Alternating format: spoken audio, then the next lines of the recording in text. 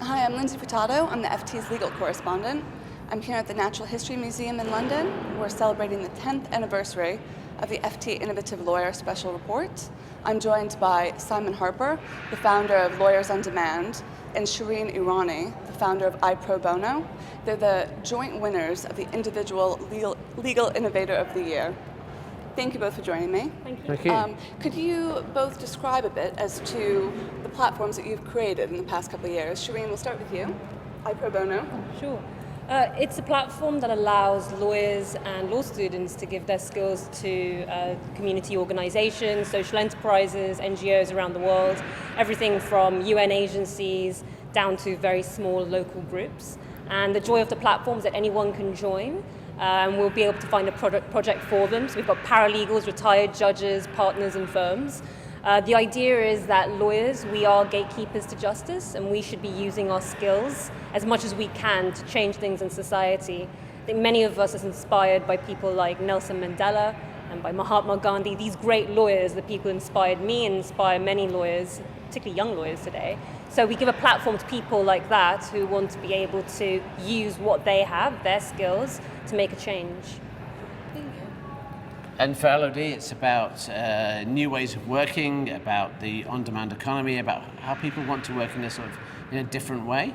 And we've, over the last 8 years, we've built a platform that allows lawyers to choose to work how they want to work, but without sacrificing the quality, so they can work with the absolutely best clients, but in a different way, in a way that's flexible on how they want to work. And I think that both of you really found a niche in the market that wasn't being filled. What's next for both platforms going forward? A big thing for us is direct intervention. We have been growing iProbono in emerging economies, most notably in India and the subcontinent. And the idea is to start representing people. So also, obviously, civil society organizations will always be our core, but we want to start representing people who have needs. And we've started this last year. The co-founder of iProbono India, Swati Sukumar, is pretty brilliant, actually, the person who gets us to where we are today. And she's created a really innovative model for lawyers, litigators to get involved in cases where children have been abused, where their rights aren't being upheld. And we're taking forward those cases, and we see that being our real growth area, providing representation to those who most need it. Thank you. Simon? And for us, it's a different world, but in a way, it's a similar principle. It's a way of allowing lawyers to work the way that they want to do something that they feel passionate about. And so in the commercial world, that's about working with clients they want to work with, on projects they want to work with, and more for us, it's about them working in teams, about them working differently, about them having the chance to be autonomous in how they work. So a different sort of client, but a similar sort of principle about giving them the freedom and choice about how they work.